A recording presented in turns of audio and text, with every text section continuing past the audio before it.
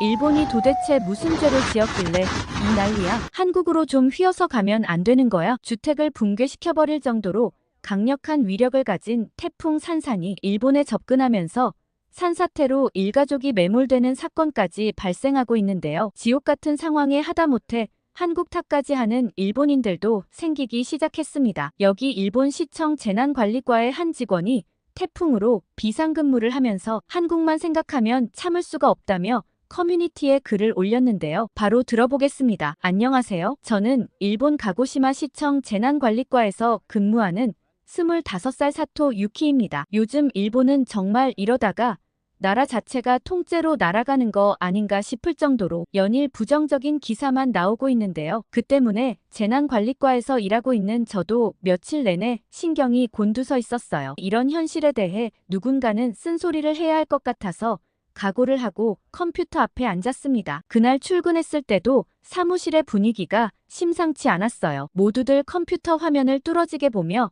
긴장된 표정을 짓고 있었습니다. 제가 책상에 앉자마자 과장님이 다급히 다가오셨어요. 태풍 산산이 예상보다 빠르게 발달하고 있다며 지금 바로 대책회의에 들어가야 한다고 하셨죠. 과장님의 말씀에 저는 급히 노트북을 들고 회의실로 향했습니다. 회의실에 들어서자 이미 많은 동료들이 모여 있었어요. 사실 다들 비상근무 체제에 들어갔기 때문에 모두들 피곤한 표정이 역력했죠. 대형 스크린에는 태풍의 이동 경로가 표시되어 있었고 기상청에서 실시간으로 전송되는 데이터가 계속해서 업데이트되고 있었습니다. 과장님이 회의를 시작하셨어요. 여러분, 상황이 심각합니다. 태풍 산산의 중심 기압이 급격히 낮아지고 있어요. 현재 935헥토파스칼까지 떨어졌습니다. 이 말을 듣는 순간 저는 숨이 멎는 것 같았어요. 작년에 한국 서울시청 재난관리과로 연수를 다녀온 경험이 있는데 그때 배운 바로는 이 정도 수치면 역대급 위력의 태풍이라는 걸 의미하거든요. 한국에서 배운 지식이 이렇게 빨리 현실이 될 줄은 몰랐습니다. 과장님의 설명이 이어졌어요. 최대 풍속이 초속 60m에 달할 것으로 예상됩니다. 가고시마를 직접 강타할 가능성이 매우 높아요. 모두 마음 단단히 먹으세요. 그러나 그 말을 끝으로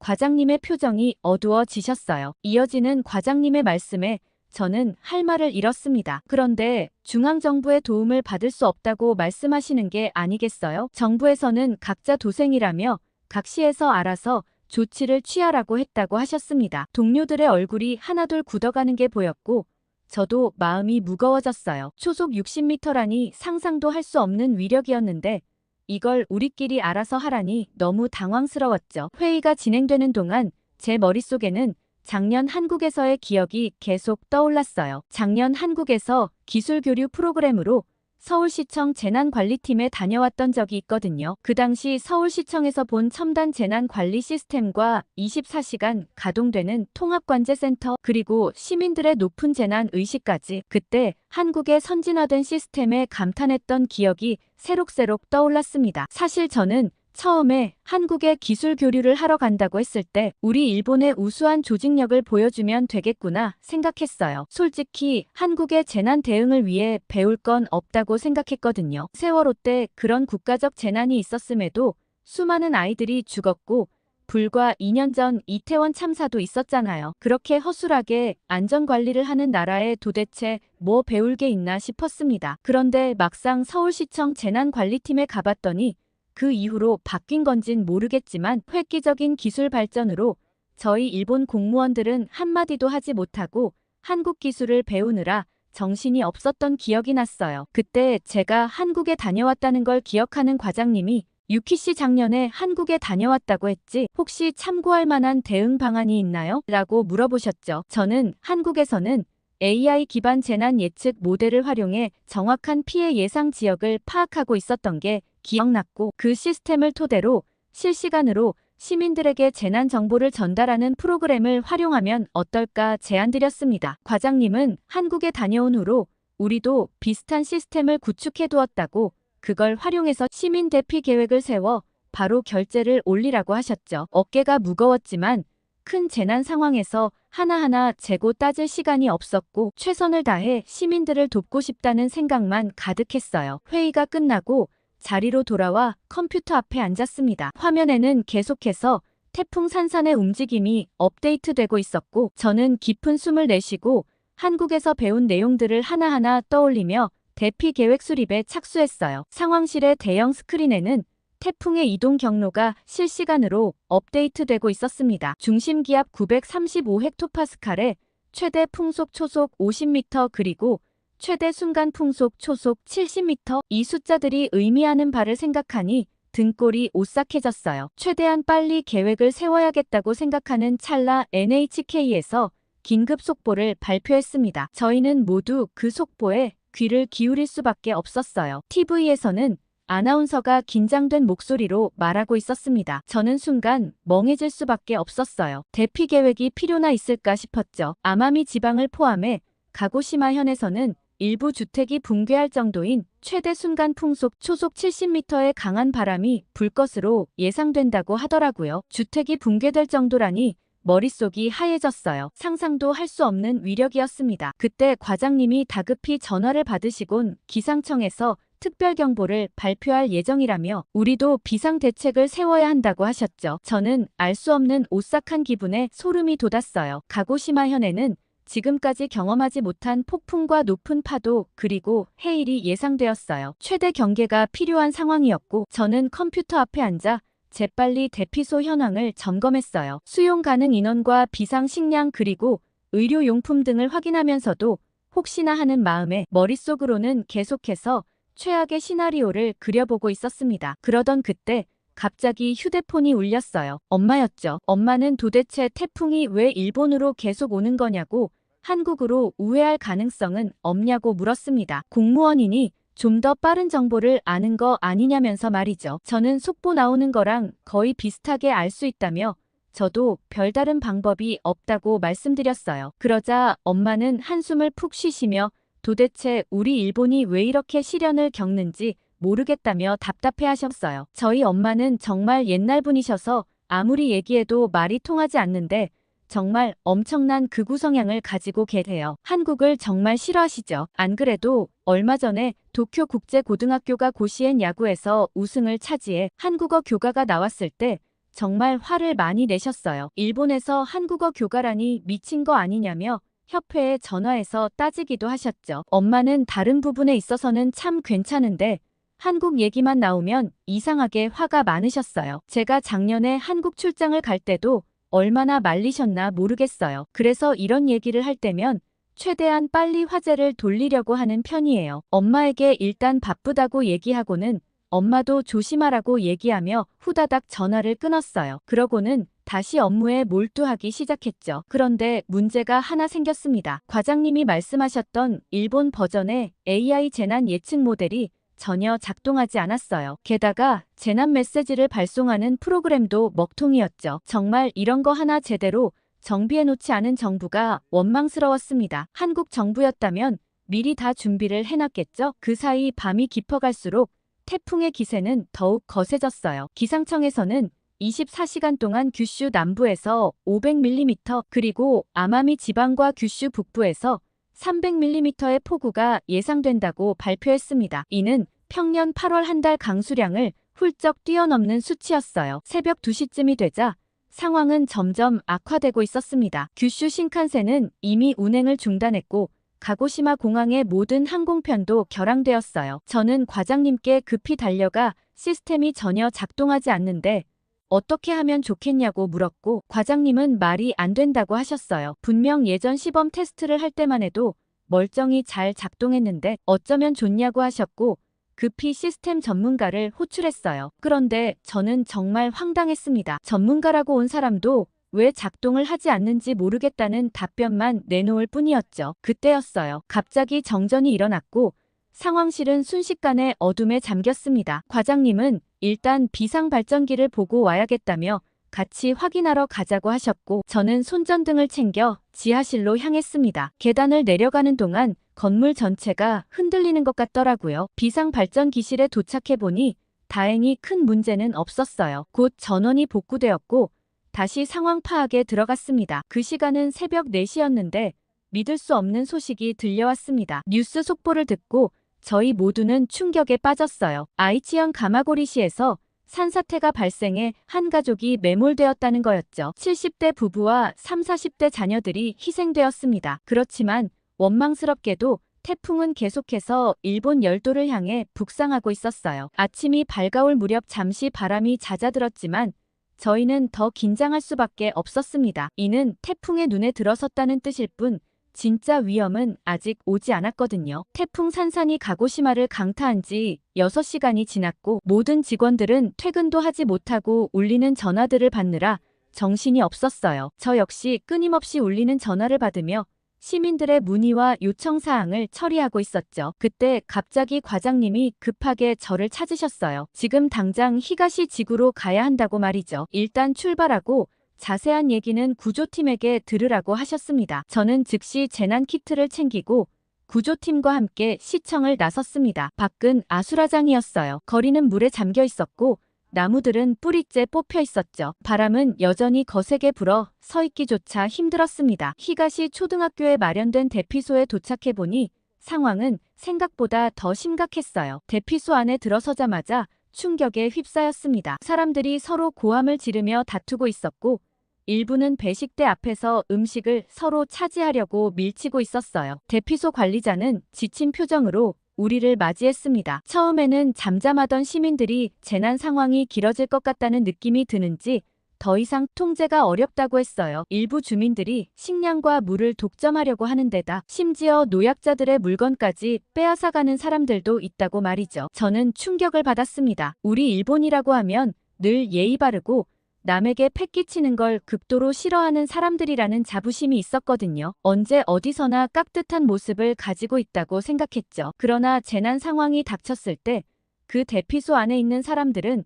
오로지 이기심에 불타있는 모습이 들었습니다. 이때야말로 재난 상황에서 서로 돕고 질서를 지켜야 할 때인데 부끄러운 생각이 들었어요. 대피소장님은 순진한 생각을 하고 있다며 과거 동일본 대지진 당시 이재민들이 상습적으로 성폭행을 당했던 일이 있어서 이번에 특히 신경을 많이 쓰고 있는데 인력이 부족해 쉽지 않다고 하셨습니다. 저는 한국에서 자료로 본 질서 정연한 대피소의 모습과 차원이 다른 일본 대피소의 모습에 충격을 받았어요. 일본이 이렇게 열악했나 싶은 생각이 들었거든요. 그때 과장님으로부터 긴급 전화가 왔어요. 유키 씨, 방금 시장님의 지시로 가고시마 전역에 대피 명령을 발령했어요. 히가시 지구를 포함해 총 5개 구역 30만 명에게 대피 지시가 내려졌고 긴급 재난 문자도 이미 3차례 발송했습니다. 라고 하셨죠. 과장님의 전화를 받고 휴대폰을 봤는데 긴급 재난 문자는 한 통밖에 오질 않았어요. 이마저도 말썽이네 싶었지만 한숨 쉴 시간도 없이 저는 즉시 대피소 관리자에게 이 사실을 알리고 추가 인원을 수용할 준비를 해달라고 요청했어요. 하지만 관리자는 고개를 저었습니다. 이미 수용 한계를 넘었고 더 이상은 불가능하다는 대답이었죠. 저는 급히 본부에 연락해 대피소 현황을 파악했습니다. 가고시마 시내에 총 50개의 대피소가 개설되어 있었고 수용 가능 인원은 15만 명이었어요. 하지만 이미 12만 명이 대피한 상태였고 앞으로 더 많은 인원이 몰릴 것으로 예상되었습니다. 비상 식량과 물자 준비 상황도 확인했어요. 3일치 식량과 물이 준비되어 있었지만 이 상황이 장기화될 경우 부족할 것 같았습니다. 특히 일부 시민들의 이기적인 행동으로 인해 공평한 분배가 어려워지고 있었어요. 저는 한국에서 배운 대피소 운영 시스템을 적용해 보려 했습니다. 식량 배분 시스템을 체계화하고 자원봉사자를 모집해 질서 유지에 힘쓰려 했어요. 하지만 결과는 참혹했습니다. 대부분의 사람들은 자신의 안위만을 걱정할 뿐이었고 질서 있게 줄을 서는 것조차 거부했어요. 자원봉사자 모집도 쉽지 않았습니다. 한국에서 보았던 재난 대응 시스템의 효율성과 시민들의 협조적인 태도가 그리워졌어요. 한국 사람들은 오히려 위기 시에 더 잘 뭉치는 것 같았거든요. 사실 코로나 때도 자발적으로 방역 수칙을 지키기도 하고 태안 앞바다에 기름이 유출되었을 때도 전 국민이 자원봉사를 위해 태안으로 모였다고 하더라고요. 엄마는 매번 한국은 냄비 근성이 있다고 욕하셨지만 정작 이런 위기 상황에 하나로 모이지도 못하는 일본 사람들의 모습을 보며 실망만 가득했습니다. 그런데 저는 아까 긴급 문자가 한 통밖에 오지 않은 사태가 정말 걱정스러웠어요. 아니나 다를까 통신망 불안정으로 인해 정보 전달이 지연되는 바람에 긴급 재난 문자가 제때 전달되지 않아 일부 지역 주민들은 대피 명령을 늦게 받은 것 같았죠. 이로 인해 대피소로 향하는 도로가 더욱 혼잡해졌고 새로운 위험 상황이 발생하면 어쩌나 걱정까지 되더라고요. 저는 대피소에 있는 구조팀에게 현장 대응 방법을 최대한 상세하게 설명하고 도로로 나가봐야겠다고 생각했습니다. 그러나 도로 지휘를 채 하지도 못한 채 또 다른 연락을 받아야 했어요. 히가시 지구의 한 아파트 단지가 침수 위험에 처했다는 신고가 들어왔거든요. 저는 즉시 다른 구조팀에 합류해 현장으로 향했습니다. 도착해보니 1층 전체가 이미 물에 잠겨 있었고 주민들은 건물 옥상으로 대피한 상태였어요. 하지만 구조보트가 부족해 모든 주민을 한 번에 대피시키기 어려웠습니다. 저는 한국에서 배운 대로 우선순위를 정해 구조 작업을 진행하려 했어요. 노약자와 어린이를 먼저 구조하고 나머지 주민들은 차례로 대피시키려 했습니다. 하지만 일부 주민들의 반발로 구조 작업이 지연되었어요. 왜 저 사람들만 먼저 구해요? 우리도 위험하다고요. 한 남성이 소리치며 보트에 강제로 탑승하려 했습니다. 다른 주민들도 동조하기 시작했고 현장은 순식간에 아수라장이 되었어요. 저는 마이크를 들고 주민들을 설득하려 했습니다. 여러분, 지금은 서로를 배려해야 할 때입니다. 노약자와 어린이들을 먼저 구조하고 곧바로 돌아와 여러분을 구하겠습니다. 조금만 기다려주세요. 하지만 제 말은 폭우 소리에 묻혀 제대로 전달되지 않았고 주민들의 불안과 공포는 점점 커져갔습니다. 결국 강제로 보트에 탑승하려는 사람들 때문에 구조 작업은 더욱 지연되었고 위험한 상황까지 발생했어요. 저는 이기적인 일본 사람들에 지쳐 한숨밖에 나오질 않았고 한국에서의 기억만 생생하게 떠올랐습니다. 사실 한국에 도착했을 때부터 저는 한국의 깔끔한 공항과 친절한 사람들에 깜짝 놀랐어요. 일본 사람들도 친절하긴 하지만 사뭇 다른 느낌이 들었거든요. 뭔가 더 진정성이 느껴지는 것 같았습니다. 엄마의 말과는 완전 딴판이었어요. 서울시청에서 제공한 차량을 타고 서울로 들어섰을 때 마치 미래 도시처럼 번쩍이는 건물과 아름다운 한강에 매료되었습니다. 저는 일본 도쿄보다 한국이 더 발전한 거 아닐까 싶은 생각이 들 지경이었죠. 그렇게 서울시청에 도착했고 재난관리과에서의 연수 첫날 저는 한국의 재난 대응 시스템에 완전히 압도되었습니다. 특히 실시간 재난정보 전달 시스템은 정말 놀라웠어요. 그렇게 빠르게 데이터 처리가 되는 게 너무 신기하더라고요. 제 휴대폰도 연락처에 넣어 재난 문자를 받아볼 수 있었는데 동시에 수많은 사람들에게 일제히 연락이 닿는 프로그램을 구축할 수 있는 한국 기술력이 대단하게 느껴졌습니다. 그러던 그때 갑자기 서울에 큰 호우 경보가 발령되었습니다. 저는 한국 공무원들과 함께 재난 상황실로 빠르게 이동했어요. 상황실에 들어서자마자 눈앞에 펼쳐진 광경에 놀라지 않을 수 없었습니다. 거대한 스크린 위로 서울 전역의 실시간 상황이 생생하게 펼쳐졌어요. CCTV 영상과 드론 촬영 화면 그리고 시민들이 보내온 제보 사진 등이 한눈에 들어왔습니다. 그리고 그 모든 정보가 AI에 의해 실시간으로 분석되고 있었죠. 재난관리팀의 최 과장님이 제게 상황을 설명해 주셨어요. 이 시스템은 실시간으로 수집되는 모든 데이터를 AI가 분석해 위험 지역을 예측하고 최적의 대응 방안을 제시합니다. 예를 들어 지금 이 지역의 수위가 위험 수준에 도달했다고 경고하고 있네요. 저는 그 말을 듣자마자 일본의 시스템을 떠올렸습니다. 우리는 아직도 수동으로 데이터를 입력하는 과정을 거쳐야 하는데 한국은 상황이 발생하자마자 AI가 직접 모든 과정을 자동화하고 있다는 게 놀라웠죠. 그때 갑자기 알람 소리가 울렸습니다. AI가 서울 북부 지역의 댐이 범람 위험에 처했다고 예측했고 최 과장님은 즉시 행동에 나섰습니다. 최 과장님이 재빨리 키보드를 두드리기 시작했더니 해당 지역 주민들에게 대피 문자가 발송되었고 인근 경찰서와 소방서에 비상 연락이 갔습니다. 동시에 시청 내 모든 부서에 상황 공유가 이루어졌어요. 불과 5분 만에 모든 초기 대응이 완료되었습니다. 저는 그 신속함에 입이 떡 벌어졌어요. 일본에서는 이런 과정에 최소 30분은 걸렸을 텐데 말이죠. 게다가 더 놀라운 점은 한국은 24시간 재난 대응 체계를 갖추고 있기 때문에 언제 어떤 상황이 발생하더라도 즉시 대응할 수 있다는 점이었어요. 그 말을 듣고 보니 상황실 한쪽에 침대와 샤워 시설이 마련되어 있는 게 눈에 들어왔어요. 직원들이 교대로 근무하며 24시간 상황을 모니터링하고 있다는 걸 알 수 있었습니다. 그날 밤엔 정말 예측대로 댐이 범람 위기에 처했지만 신속한 대응 덕분에 큰 피해 없이 상황을 모면할 수 있었어요. 최 과장님은 이런 결과가 가능했던 이유를 설명해 주셨습니다. 한국에서는 지속적인 훈련과 교육을 통해 직원들의 전문성을 강화하고 있고 매달 다양한 시나리오를 바탕으로 모의 훈련을 실시하고 최신 기술 교육도 정기적으로 받는다고 하셨죠. 저는 그 교육을 조금이라도 받아보고 싶다는 생각이 들었어요. 마침 다음 날 재난 현장 체험 프로그램이 진행되었고 저도 참여할 수 있는 기회가 있었어요. 그 프로그램은 가상현실 VR 기술을 활용해 실제 재난 상황과 유사한 환경을 만들어 훈련하는 프로그램이었는데 정말 실제 상황 같아서 놀랄 수밖에 없었죠. 그런데 최 과장님은 아무리 이렇다 하더라도 절대적으로 중요한 점이 한 가지 있다고 하셨어요.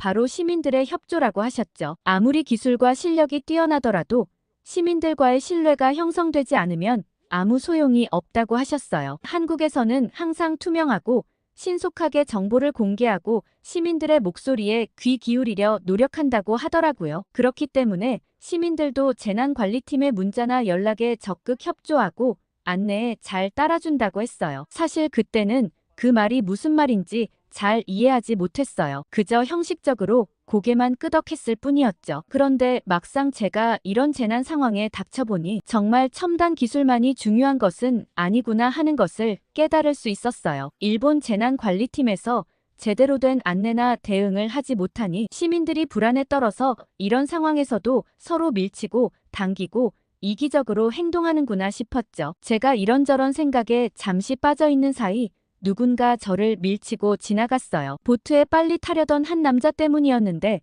그 때문에 아스팔트에 팔이 다 까지고 말았죠. 속상하기도 하고 화가 나기도 했지만 어쩔 수 없다는 생각이 들었습니다. 한참 시간이 지나서야 간신히 모든 주민을 구조할 수 있었지만 이 과정에서 몇몇 사람들이 부상을 입었고 구조에 걸린 시간도 예상보다 훨씬 길어졌어요. 겨우 상황을 마무리하고 다시 재난 상황실로 돌아갔습니다. 시청 안에 있는 직원용 샤워실에서 샤워를 하고 비상근무표를 보니 1시간 정도 쉴 시간이 있겠더라고요. 저는 침대에 누워 SNS를 들어가 봤고 실시간으로 올라오는 태풍 상황에 아비규환인 피드를 볼 수 있었어요. 다들 두려움에 떨고 있었죠. 그런데 유독 제 눈길을 끄는 한 사진이 있었습니다. 얼마 전 태풍이 온다며 무섭다고 아예 한국으로 가 있을 거라던 시즈카가 올린 사진이었는데 여유롭게 한국 카페를 즐기고 있는 사진이었죠. 시즈카의 사진을 보니 마음이 복잡해졌어요. 한편으로는 시즈카가 안전하다는 것에 안도감을 느꼈지만 다른 한편으로는 부러움과 씁쓸함이 교차했습니다. 사진 속 시즈카는 환한 미소를 지으며 예쁜 카페에서 디저트를 즐기고 있었어요. 창밖으로 보이는 서울의 거리는 평화롭고 활기찼죠. 저도 모르게 한숨이 나왔어요. 지금 이 순간에도 일본은 태풍의 위협 속에 있는데 불과 몇 시간 비행거리에 있는 한국은 이렇게 평화로운 일상을 보내고 있다니 믿기지 않았습니다. 시즈카에게 메시지를 보냈어요. 정말 좋아 보인다며 한국이 어떠냐고 물었습니다. 시즈카는 곧바로 답장을 보냈어요. 여기는 정말 좋아. 그런데 일본은 태풍 소식이 너무 심하던데 넌 괜찮아? 라고 보냈죠. 거기에다 한국은 날씨도 좋고 사람들도 친절하다는 말을 덧붙이면서 날씨가 더울 땐 폭염에 조심하라고 문자도 엄청 오고 일본과는 재난 대비 시스템 자체가 다른 것 같다고 얘기했어요. 시즈카의 말에 더욱 부러워졌죠. 지금 이 지옥 같은 재난 상황에서 문자도 제대로 가지 않는데 말이에요. 저는 너무 부럽다며 여기는 지금 태풍 때문에 정신이 없는데 한국은 왜 이렇게 평화로울까? 하고 물어봤습니다. 저는 시즈카의 대답을 보고 어쩔 줄을 몰랐어요. 시즈카는 어떤 사람들은 일본이 과거에 저지른 잘못 때문에 천벌을 받는 거라고 하더라면서 어쩌면 그럴지도 모르겠다는 생각도 든다고 하는 거예요. 지진이니 태풍이니 유독 일본은 그런 게 심하다면서 정말 그런 거라면 어쩔 수 없는 거 아니냐는 얘기를 덧붙였죠. 시즈카의 말에 잠시 생각에 잠겼어요. 정말 일본은 과거의 잘못 때문에 천벌을 받는 걸까요? 그동안 이런 생각을 많이 했지만 막상 다른 사람의 입에서 나오니 마음이 무거워졌습니다. 그때 저는 저도 모르게 시즈카에게 엉뚱한 질문을 보냈어요. 혹시 거기서 일자리를 구할 생각은 없냐는 말이었죠. 그러자 시즈카는 사실 고민 중이라며 한국 회사에서 잡 오퍼를 받았다는 말을 했습니다. 일본에서의 삶도 좋지만 한국에서의 삶이 매력적으로 느껴진다고 했죠. 저는 시즈카의 말에 가슴이 철렁 내려앉았어요. 친구마저 떠나려 한다는 생각에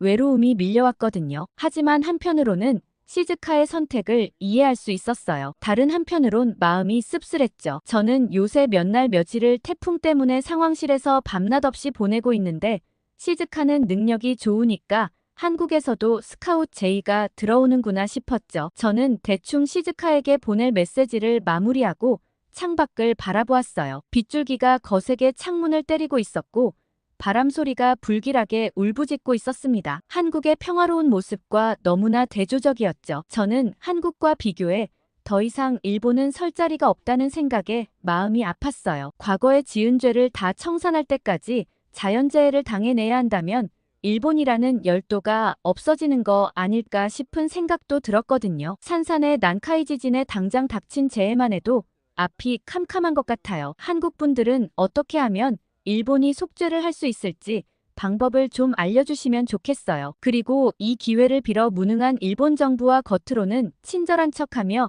이기적으로 행동하는 일본인들에게 똑바로 살라고 한마디 해주고 싶네요. 오늘 유키 씨의 사연 어떻게 들으셨나요? 일본 커뮤니티에서 추천과 비추천을 동시에 어마어마하게 많이 받은 글이었는데요. 일본이 과연 한국에 제대로 속죄할 수나 있을까요? 여러분의 의견이 궁금합니다. 댓글 많이 달아주세요. 구독과 좋아요 꾹 눌러주시고 다음에 더 좋은 사연으로 찾아오겠습니다. 사연 제작소 감동필름이었습니다.